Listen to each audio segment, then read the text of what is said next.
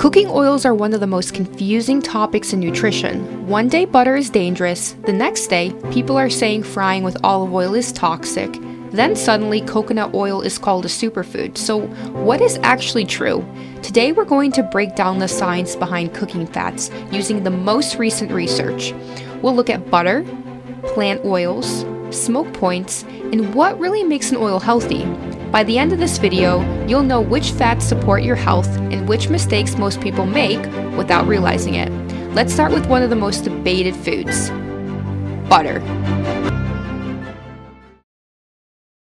Butter was once called a silent killer. Today, some people call it a health food, so which one is true? The reason butter became so controversial is simple. It is a product rich in saturated fat, and yes, this part matters. Some saturated fats can raise LDL cholesterol, often called bad cholesterol, which is strongly linked to heart disease. This is why for years, guidelines recommended replacing butter with fats higher in unsaturated fatty acids. And when you do that, LDL levels usually go down. So, case closed? Not quite. Because saying butter is saturated fat is technically true, but incomplete. Butter is not a single fat. It's a mixture of many different fatty acids, and roughly a third of it is made up of other fats including monounsaturated and small amounts of polyunsaturated fats. And these fats can have different biological effects. Even saturated fat themselves are not identical. For example, butter contains butyrate, a short-chain saturated fatty acid. And here's the interesting part. Your gut bacteria also produces butyrate when you eat fiber from whole grain cereals. Inside the body, it's shown to reduce symptoms from Alzheimer's, Parkinson's, and potentially autism spectrum disorder. So already, you can see the problem. When we say saturated fat, we're grouping together molecules that can behave very differently. And there's another layer to this. Fats don't act the same way in every food. Their effects may change based on what science calls the food matrix, the structure of the whole food that changes how nutrients behaves in the body. And once you take all of that into account, the question becomes much harder to answer. So, is butter actually healthy? When scientists compared various studies, the results were inconsistent. Some studies showed no effect, others showed higher risk, others showed lower risk. That's confusing, but there's a reason for it. Because the real question isn't, is butter good or bad? It's what are you replacing it with? If saturated fats are replaced with refined carbohydrates or sugars, heart health doesn't improve, and in some cases, may actually get worse. But if saturated fats are replaced with healthier carbohydrates or unsaturated fats like in whole grains, olive oil, or fish, cardiovascular markers tend to improve and people tend to live longer. And in fact, in many Western countries, people who eat low saturated fat diets don't replace it with healthier alternatives. They replace it with refined carbohydrates. We're talking about things like white bread, sugary snacks, and sweetened drinks. This is why some studies might not find a clear link between saturated fat and heart disease. Same food, different replacement, different outcome. And this is where the strongest data comes in. In 2025, a large study from Harvard looked at butter versus plant oils, and the results were clear. People who ate the most butter had about a 15% higher risk of death. But on the flip side, people who consumed the most plant-based oils like olive, soybean, or canola oil had about a 16% lower risk of death. And it gets even more specific. For every small increase in plant oils in the diet, the risk of dying from cancer and heart disease went down. But higher butter intake, that was linked to a higher risk of cancer-related death. Now here's the key insight. When researchers modeled what would happen if people simply swapped butter for plant oils, just a small daily change, about 1 tablespoon, was linked to around a 17% lower risk of overall death and a 17% lower risk of cancer death. The best evidence suggests rich sources of saturated fats, like butter, should be replaced with rich sources of unsaturated fats, like plant-based oils. And that leads to the bigger question: what actually makes an oil healthy?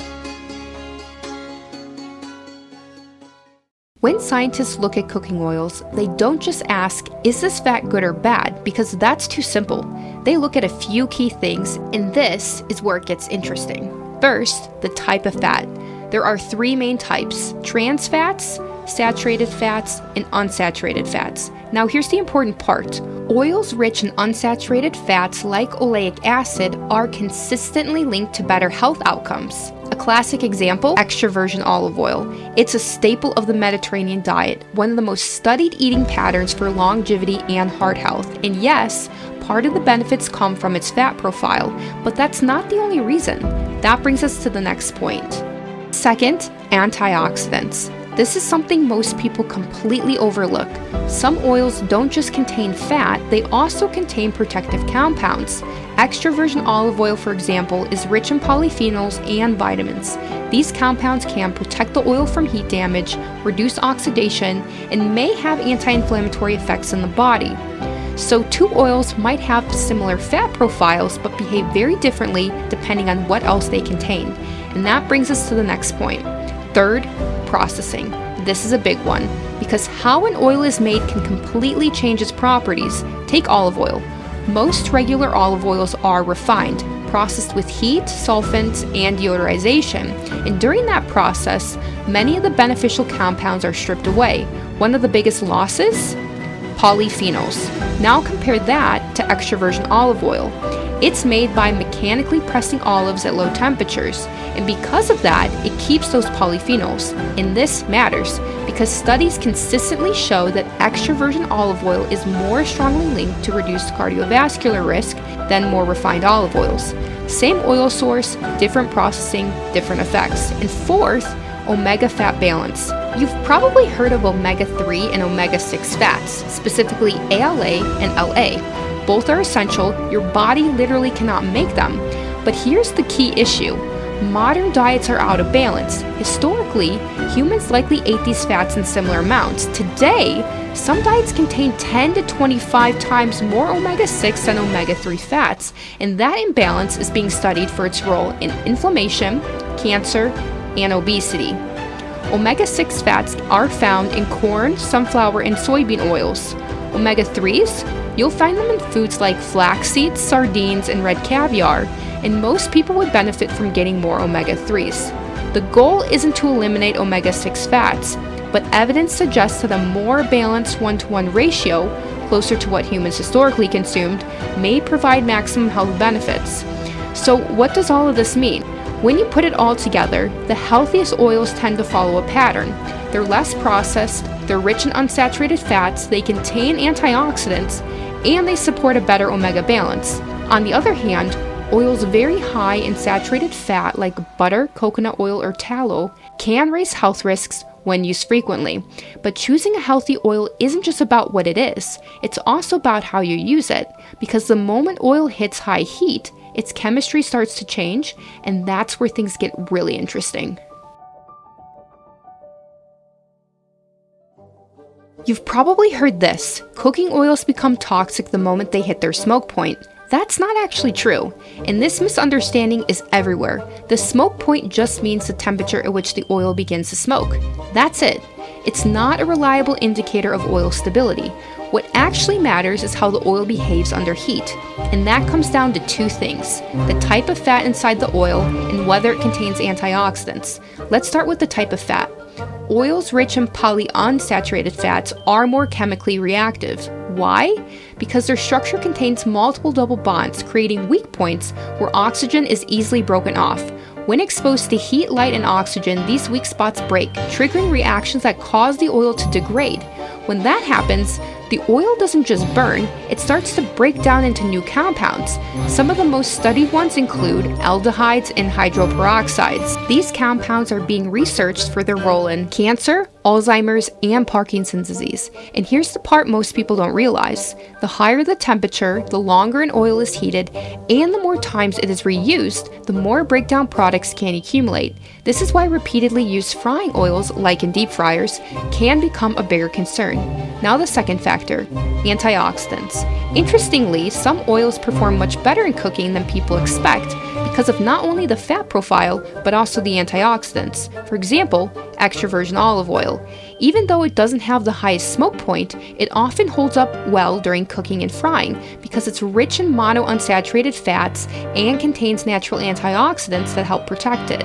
On the other hand, oils extremely high in polyunsaturated fats, like some refined corn, sunflower, or soybean oils, can be less stable under prolonged high heat, especially when reused.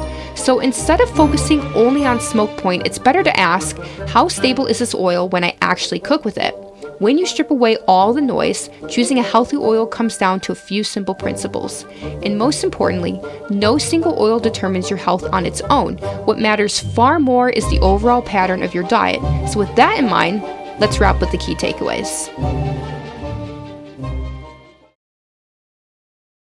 Cooking oils were never the real problem. The confusion was. Butter isn't purely bad, but the evidence is clear. Swapping it for plant oils can significantly improve your long-term health. The real winners? Less processed oils rich in unsaturated fats and protective antioxidants, like extra virgin olive oil.